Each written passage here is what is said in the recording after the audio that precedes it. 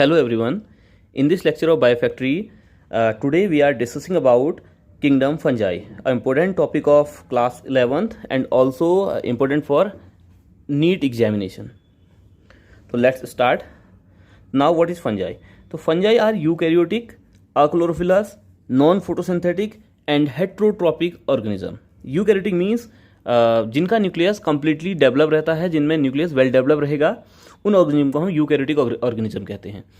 Chlorophyllous means means absent, chlorophyllous means chlorophyll, जिनमें chlorophyll absent रहेगा। अब क्लोरोफिल अब्सेंट है तो they do not take part in the process of photosynthesis, तो ये फोटोसिंथेसिस की प्रोसेस में टेक पार्ट नहीं करेंगे, means they are non photosynthetic and heterotrophic organism. Fungi are ubiquitous means they show diverse habitat, ये diverse habitat को show करेंगे। Most of them are terrestrial means जमीनों पाए जाएंगे, एंड फ्यू आर एक्वेटिक, और बहुत कम एक्वेटिक हैं।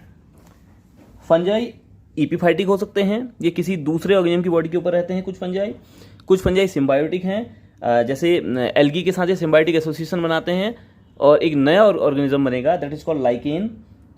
ये जो हायर प्लांट हैं जैसे पाइनस है, इसकी रूट के साथ एसोसिएट रहते हैं और इस एसोसिएशन को माइकोराइजा कहते हैं। और कई सारे फंजाई पैरासाइटिक भी होते हैं, मीन्स ये पैरासाइटिक एसोसिएशन में रहते हैं। Fungi grow well at 20 degree centigrade to 30 degree Celsius, 20 से 30 डिग्री सेल्सियस के बीच ये बेस्ट ग्रोथ को परफॉर्म करते हैं। और इसके साथ एसिडिक पीएच का होना बहुत जरूरी है, और पीएच की रेंज जो है वो 6.0 होनी चाहिए। फंजाई यूनिसेलर हो सकते हैं जैसे यीस्ट, और इसके अलावा फंजाई मल्टीसेलर भी होते हैं। Most of the fungi are multicellular and few of them are unicellular, like just like yeast. इसके अलावा एक पॉइंट और, फंजाई अवेस्कुलर ऑर्गेनिज्म है जिसमें वेस्कुलर बंडल नहीं पाए जाते।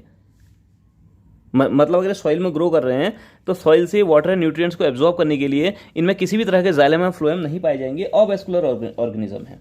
और स्पोर बेयरिंग है, मींस ये स्पोर्स का फॉर्मेशन करते हैं, जो इनका रिप्रोडक्शन मोड ऑफ रिप्रोडक्शन है वो स्पोर्स के थ्रू होगा। स्पोर्स बेयरिंग ऑर्गेनिज्म है। अब इनकी जो बॉडी है ये मिलकर बनी है थ्रेड लाइक स्ट्रक्चर से, और ये थ्रेड लाइक स्ट्रक्चर कहलाता है hyphae. This thread like structure is called hyphae. अब ये हाइफे, बहुत सारे हाइफे आपस में मिलते हैं और एक इंटरवूवन इस तरह का स्ट्रक्चर बनाएंगे। This interwoven structure is called mycelium. तो fungi body is made up of hyphae.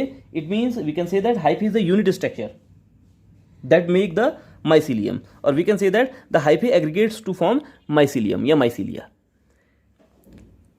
अब हाइफे बहुत इंपॉर्टेंट चीज है, मतलब इनका यूनिट स्ट्रक्चर जो है हाइफे है। और हाइफे दो तरह का हो सकता है, असेप्टेड मीन्स जिसमें सेप्टा प्रेजेंट नहीं है, सेप्टा मीन्स होता है वॉल, और सेप्टेड।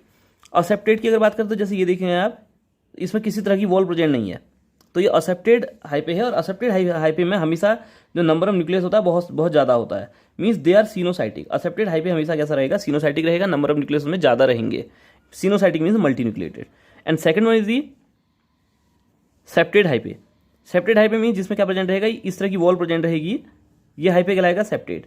ये यूनिकैरियोटिक मीन्स ओनली वन न्यूक्लियस, और डाइकैरियोटिक हो सकता है और मल्टीकैरियोटिक भी हो सकता है। अब जो सेप्टा है, सेप्टा 3 तरह का है। एक तो कंप्लीट सेप्टा, जैसे पूरी तरह से अगर बंद है तो ये कंप्लीट सेप्टा कहलाएगा, जैसे यहाँ आपको दिखाई दे रहा होगा, ये कंप्लीट सेप्टा है। दूसरा सेप्टा विथ स्मॉल पोर, आप देख रहे होंगे यहाँ आपको एक छोटा सा पोर का फॉर्मेशन हो रहा है, तो इसे हम कहते हैं सेप्टा विद स्मॉल पोर, ये छोटा सा पोर बना है। And third one is the septa with dolipore, इस तरह का एक पोर बन रहा है जिसे हम डोलियोपोर बोलते हैं। तो अलग अलग फंजाई के हाइफे में अलग अलग तरह के सेप्टा पाए जाते हैं, और किसी में सेप्टा नहीं भी होते। तो मीन्स फंजाई असेप्टेड भी हो सकते हैं और सेप्टेड भी हो सकते हैं। आगे बढ़ते हैं तो इनकी जो सेल वॉल है ये काइटिन की बनी हुई है या फंगल सेलुलोज की बनी हुई है। तो cell wall is made up of chitin और फंगल सेलुलोज, है ना। काइटिन और फंगल सेलुलोज के बने रहने के कारण ही इनको फिर बाद में, पहले इनको प्लांट में कंसिडर किया गया था, लेकिन बाद में इनको प्लांट से हटाकर एक नया किंगडम बना दिया गया जिसे हम किंगडम फंजाई कहते हैं, है ना। और दूसरा अंतर ये भी है कि ये अक्लोरोफिलस नॉन फोटोसिंथेटिक होते हैं, इसलिए भी इनको प्लांट में रखना उचित नहीं था। जो इनका स्टोर्ड फूड है दैट इज द ग्लाइकोजन। जैसे हमारी बॉडी में ग्लाइकोजन स्टोर्ड फूड है, likewise in fungi the stored food is glycogen. Mode of nutrition heterotrophic है ना, मीन्स ये अपने फूड के लिए, अपने न्यूट्रिशन के लिए दूसरे ऑर्गेनिज्म पर डिपेंड रहेंगे। और ये मोड ऑफ न्यूट्रिशन पैरासाइटिक हो सकता है एंड सेप्रोफाइटिक हो सकता है। In parasitic mode of nutrition fungi obtain their nutrition from other living organism and cause disease to them. While in saprophytic mode of nutrition, they are depend on dead and decay organic matter. ये dead and decay organic matter पर depend रहेंगे और उससे अपनी nutrition को obtained करेंगे. Reproduction, जैसा कि हम जानते हैं कि कोई भी लिविंग ऑर्गेनिज्म हो, रिप्रोडक्शन उसमें एक इंपॉर्टेंट प्रोसेस होती है जनरेशन को आगे बढ़ाने के लिए. कंटिन्यूटी ऑफ लाइफ के लिए रिप्रोडक्शन का होना बड़ा जरूरी है. तो मोड ऑफ रिप्रोडक्शन 3 तरह का यहाँ आपको देखने को मिलेगा. The first one is the vegetative mode of reproduction, second one is the asexual mode of reproduction and third one is the sexual mode of reproduction. तीनों तरह का रिप्रोडक्टिव मोड ये शो करते हैं. तो आइए देखते हैं कि ये 3 तरह का रिप्रोडक्शन किस तरह से एक दूसरे से अलग है.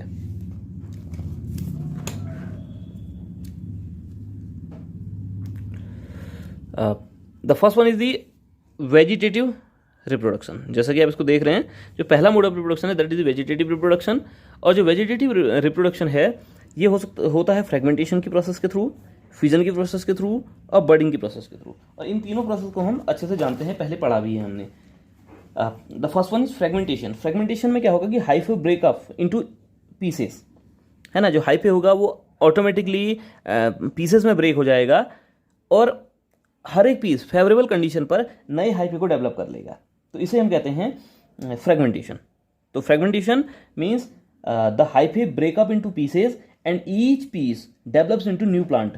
कब? Under favourable condition. जब भी फेवरेबल कंडीशन आएंगी तो हर एक पीस, टूटा हुआ पीस, एक नए फंजाई को डेवलप कर लेगा. जैसे अगर इसके एग्जाम्पल की अगर बात करूं मैं, तो ये राइजोपस है, ब्रड मोड कहते हैं ना इसे, और म्यूकर है, इनमें देखने को मिलता है ना. राइजोपस और म्यूकर के अलावा भी आप अल्टरनेरिया है, एस्परजिलस है, इसमें भी फ्रेगमेंटेशन के थ्रू रिप्रोडक्शन होता है. Second one is the fusion. Fusion में क्या होगा? Splitting of cell into 2 daughter cell. कोई भी एक सेल है वो टूटेगी और टूटकर 2 सेल बना लेगी, है ना.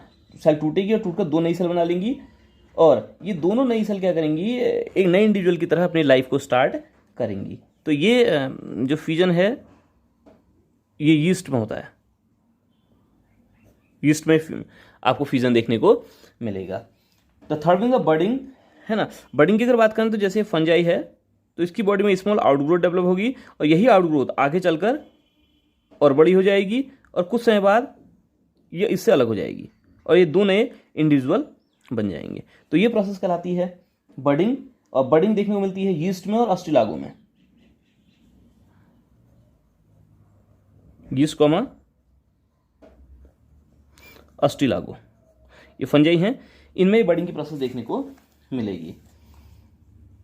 इसके अलावा ऑइडिया है या अदर मोड ऑफ रिप्रोडक्शन भी आपको देखने को मिलते हैं, लेकिन जो मोस्ट कॉमन है फ्रेगमेंटेशन, फ्यूजन एंड बर्डिंग है. और तीनों को मैंने एग्जांपल के साथ आप लोग को बता दिया है. The second mode of reproduction is the asexual reproduction, है ना. असेक्सुअल रिप्रोडक्शन फेवरेबल कंडीशन के दौरान होगा और असेक्सुअल रिप्रोडक्शन फंजाई में स्पोर्स फॉर्मेशन के थ्रू होता है ना. कंडीशन फेवरेबल होनी चाहिए और असेक्सुअल रिप्रोडक्शन स्पोर फॉर्मेशन के थ्रू होगा. अभी जो स्पोर होंगे 2 तरह के स्पोर हो सकते हैं, है ना. एक तो स्पोर वो होंगे जो स्पोरेंजिया के अंदर डेवलप होते हैं, है ना. और दूसरे स्पोर वो होंगे जो स्पोरेंजिया के अंदर डेवलप नहीं होते. तो एक को हम कहेंगे एंडोस्पोर और एक को कहेंगे एक्सोस्पोर.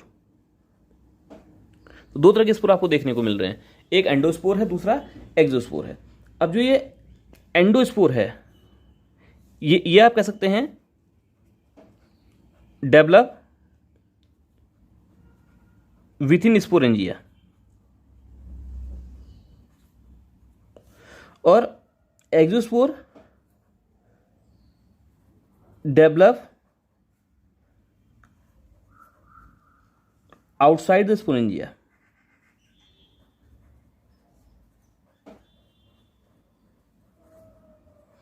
है ना. एक्सोस्पोर स्पोरेंजिया के बाहर डेवलप होगा जबकि जो एंडोस्पोर है वो स्पोरेंजिया के अंदर डेवलप होगा.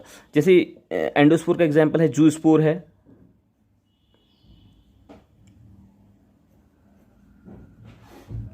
ठीक है. जूस्पोर कहाँ डेवलप होता है? स्पोरेंजिया के अंदर डेवलप होगा. और जूस्पोर ये स्पोरेंजिया है जैसे, तो स्पोरेंजिया के अंदर इस तरह से जूस्पोर डेवलप हो रहे होंगे. ये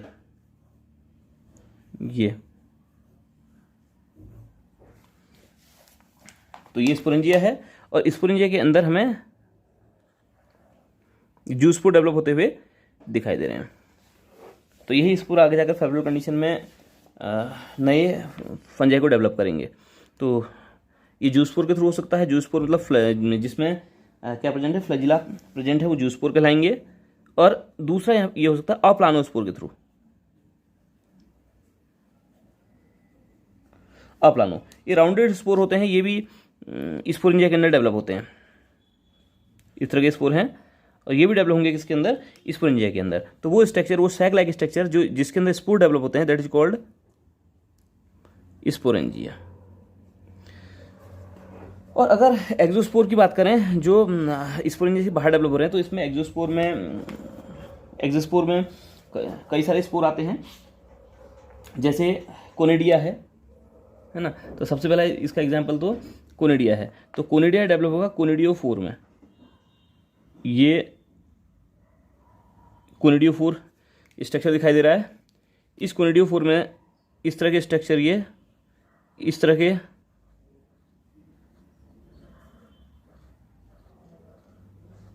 ये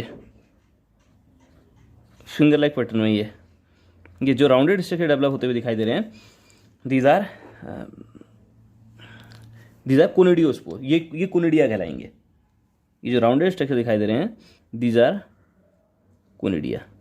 ये भी एक तरह के स्पोर। और जिस स्ट्रक्चर के ऊपर ये डेवलप हो रहे हैं, ये कहलाएगा कोनिडियोफोर, है ना। तो कोनिडिया एक तरह का स्पोर है जो एक्सोस्पोर है ना। इसके अलावा एक स्पोर की अगर और बात करें तो हम बेसिडियोस्पोर, ये 4 के ग्रुप में डेवलप होते हैं।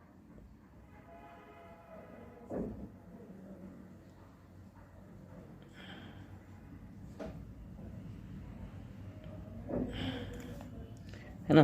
तो ये बेसिडियोस्पोर हैं, ये 4 के ग्रुप में डेवलप होते दिखाई देंगे। ये एक बार मतलब 4 ही बनेंगे।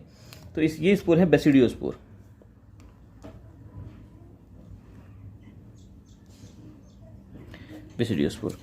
ठीक है। तो ये असेक्सुअल स्पोर्स हैं जिनके थ्रू फंजाई में रिप्रोडक्शन की प्रोसेस होती है। इसके अलावा और भी स्पोर हो सकते हैं, लेकिन जो इंपॉर्टेंट स्पोर्स की अगर बात करें तो जूस्पोर, अप्लानोस्पोर, कोनिडिया एंड बेसिडियोस्पोर ये महत्वपूर्ण है। जूस्पोर जो होगा ये यूनिफ्लैजिलेटेड हो सकता है और बाईफ्लैजिलेटेड हो सकता है। जूस्पोर यूनिफ्लैजिलेटेड भी हो सकता है और ये बाईफ्लैजिलेटेड भी हो सकता है। जैसे जूस्पोर के अगर थ्रू रिप्रोडक्शन की बात करें तो फंजाई है सिनकाइट्रियम।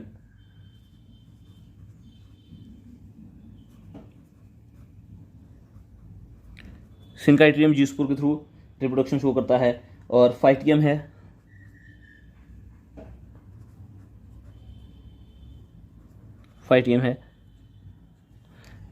ये सिनकाइट्रियम और फाइटियम, ये 2 ऐसे फंजाई हैं। इसके अलावा और भी फंजाई हैं जिनमें जूस्पोर का फॉर्मेशन होता है। अप्लानोस्पोर की बात करें तो राइजोपस और म्यूकर है ना।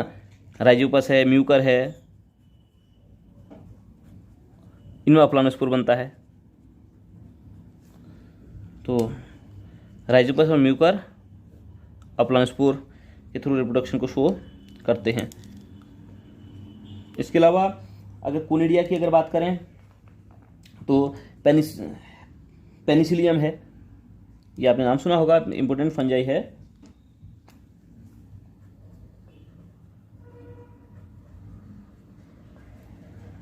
पेनिसिलियम है और एस्परजिलस है। इसमें कोनिडिया का फॉर्मेशन होगा, तो कोनिडिया के थ्रू रिप्रोडक्शन करते हैं, रिप्रोड्यूस करते हैं कोनिडिया के थ्रू। और बेसिडियोस्पोर की अगर बात करें तो जितने भी बेसिडियोमाइसीड्स के मेंबर हैं उनमें इसका फॉर्मेशन होता है ना, उनमें इसका फॉर्मेशन होगा। और ये 4 के ग्रुप में बनते हैं। बेसिडियोस्पोर 4 के ग्रुप में बनेंगे हमेशा। क्लियर। तो ये इसमें असेक्सुअली रिप्रोड्यूसिंग स्पोर हैं। इसके अलावा और भी स्पोर होते हैं, लेकिन हम इंपोर्टेंट स्पोर की ही बातें आपको कर रहे हैं। अब जो इसके अलावा जो थर्ड मोड ऑफ रिप्रोडक्शन है, that is the sexual reproduction सबसे महत्वपूर्ण है ना। जो तीसरा मोड ऑफ रिप्रोडक्शन आप लोग देखेंगे वो दिखाई देगा आपको सेक्सुअल रिप्रोडक्शन। तो बात करते हैं थर्ड मोड ऑफ रिप्रोडक्शन की, that is the sexual reproduction.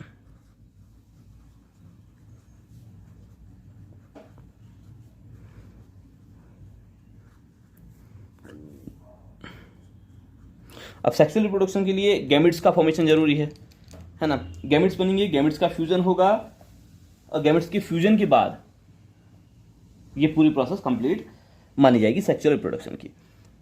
तो सेक्सुअल रिप्रोडक्शन को अगर समझने की कोशिश करें तो सेक्सुअल रिप्रोडक्शन एक फंजाई की क्लास है, ड्यूटेरोमाइसीड्स, है ना। इसके अलावा सारे के सारे फंजाई सेक्सुअल रिप्रोडक्शन को शो करते हैं एक्सेप्ट ड्यूटेरोमाइसीड्स। अगर ड्यूटेरोमाइसीड्स के फंजाई को अगर छोड़ दें तो फंजाई के सारे ग्रुप सेक्सुअल रिप्रोडक्शन को शो करते हैं। क्लियर? तो इसमें सेक्सुअल रिप्रोडक्शन नहीं होता। एक क्वेश्चन बनता भी है कि फंजाई के किस ग्रुप में सेक्सुअल रिप्रोडक्शन नहीं होता। तो ड्यूटेरोमाइसीड्स में, ड्यूटेरोमाइसीड्स फंजाई का एक ऐसा ग्रुप है जिसमें सेक्सुअल रिप्रोडक्शन नहीं होता है, असेक्सुअली ही रिप्रोड्यूस करते हैं ड्यूटेरोमाइसीड्स के मेंबर। दूसरी चीज, जो सेक्सुअल रिप्रोडक्शन की प्रोसेस होगी ये एक सीक्वेंस में होती है, और ये सीक्वेंस क्या है कि सबसे पहले जो प्लाज्मोगेमी होगी, जो उसका प्रोटोप्लाज्म है वो फ्यूज करेगा। After the fusion of cytoplasm protoplasm karyogamy occur. कैरियोन means nucleus होता है।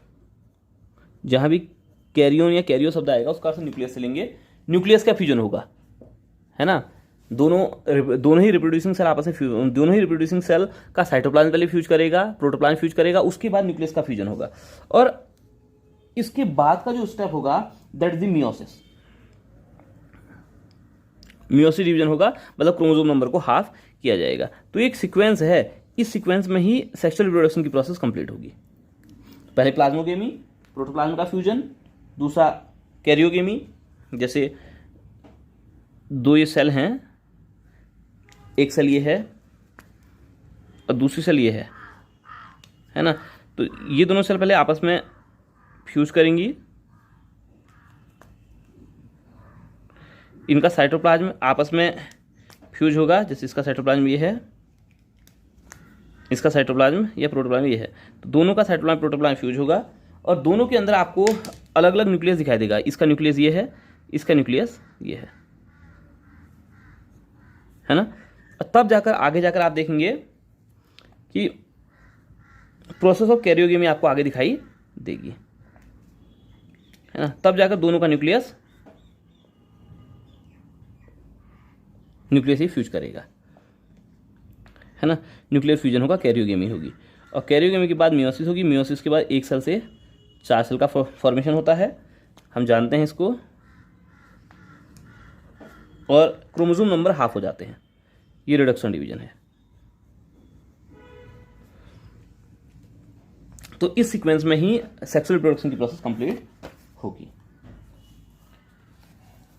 अब जो दो सेल आपस में फ्यूज कर रही होंगी, है ना, वो सेल कहलाएंगी सेक्स सेल। तो ये जो दो सेल आपको दिखाई दे रही हैं फ्यूजिंग सेल, ये सेक्स सेल है ना। और यहां आपको इसमें प्लाज्मोगेमी हुई, सेक्स सेल कहलाएंगी, और इन सेक्स सेल को हम गैमेट्स भी कह सकते हैं, ठीक। और गैमेट का फॉर्मेशन जिसके अंदर हो रहा होगा, जिस थैलस के अंदर गैमेट का फॉर्मेशन हो रहा होगा वो कहलाएगा गैमेटेंजिया। गैमेट का जो फॉर्मेशन जिस सेल के अंदर होगा, जिस थैलस के अंदर होगा, वो सेल कहलाएगी गैमीटेंजिया। वो सेल गैमेटेंजिया कहलाएगी। गैमेट का फॉर्मेशन जिस भी थैलस के अंदर होगा वो थैलस गैमेटेंजिया कहलाएगा। ये आपने याद रखना है, ठीक है। और जो फ्यूजन होगा ना, जो गैमेट होंगे, इन गैमेट के बेस पर, इन फ्यूजिंग गैमेट के बेस पर, इनके स्ट्रक्चर के बेस पर ये जो सेक्सुअल रिप्रोडक्शन होगा ये 2 तरह का हो सकता है। 2 तरह का सेक्सुअल रिप्रोडक्शन हमें देखने को मिल सकता है। कौन सा? एक तो आइसोगेमस टाइप का, आइसोगेमस, और दूसरा हेटेरोगेमस टाइप का।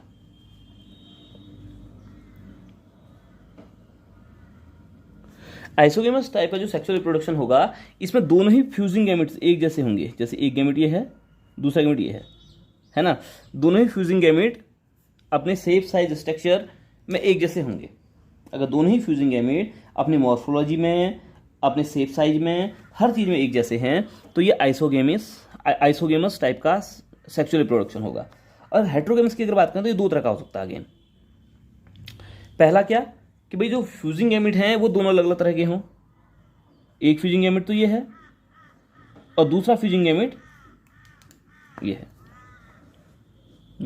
तो देखिए इनका शेप, साइज अलग अलग है, इनकी मॉर्फोलॉजी अलग अलग है ना। एक मेल की तरह एक्ट करेगा, एक फीमेल की तरह एक्ट करेगा। तो एक टाइप तो ये हो सकता है, और दूसरा एक ये होगा और दूसरा इस तरह का होगा, नॉन फ्लैजिलेटेड होगा।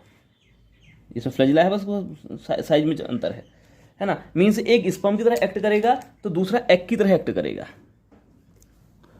तो ये दो तरह का हेटेरोगेमस टाइप का सेक्सुअल रिप्रोडक्शन हो सकता है। इसको हम कह सकते हैं एनिसोगेमस। जो पहला वाला है एन आइसोगेमस कहेंगे, और इसको कहते हैं ऊगेमस कहेंगे। तो तीन मोड हैं किसके? रिप्रोडक्शन के। एक आइसोगेमस टाइप का हो सकता है सेक्सुअल रिप्रोडक्शन, एक एनाइसोगेमस हो सकता है, और तीसरा ऊगेमस टाइप का हो सकता है। और सबसे इंपॉर्टेंट चीज ध्यान रखने वाली ये है कि फंजाई की क्लास है ड्यूटेरोमाइसीड्स, है ना। फंजाई की क्लास है ड्यूटेरोमाइसीड्स। ड्यूटेरोमाइसीड्स के मेंबर्स में, ड्यूटेरोमाइसीड्स के जितने भी मेंबर होंगे उनमें सेक्सुअल रिप्रोडक्शन एब्सेंट रहता है। इसके अलावा जितनी भी क्लासेस हैं उन सब में सेक्सुअल रिप्रोडक्शन प्रेजेंट रहेगा। ठीक, इसको समाप्त करते हैं। स्टडी ऑफ फंजाई क्या कहलाती है? स्टडी ऑफ फंजाई कहलाती है माइकोलॉजी। इंपॉर्टेंट क्वेश्चन है। स्टडी ऑफ फंजाई कहलाती है माइकोलॉजी। ठीक है, फंजाई की स्टडी को माइकोलॉजी के नाम से जाना जाता है। जबकि एक साइंटिस्ट हैं पी एंटोनियो, है ना। एक साइंटिस्ट हैं पी एंटोनियो, इनको कहा जाता है फादर ऑफ माइकोलॉजी।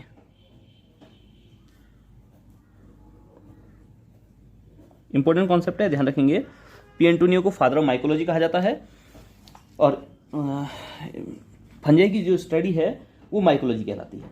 और पी एंटोनियो की एक किताब है नोवा प्लांटेरम जेनेरा। इन्होंने एक बुक लिखी है,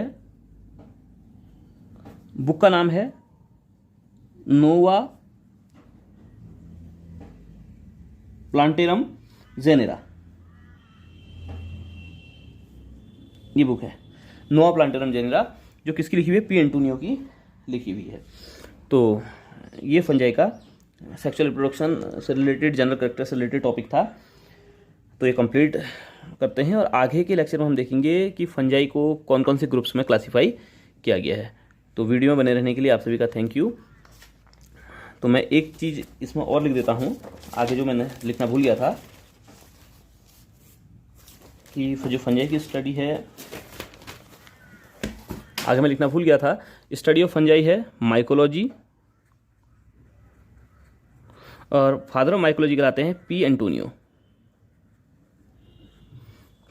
फादर ऑफ माइकोलॉजी कहलाते हैं। तो आज की वीडियो में इतना ही। Thank you.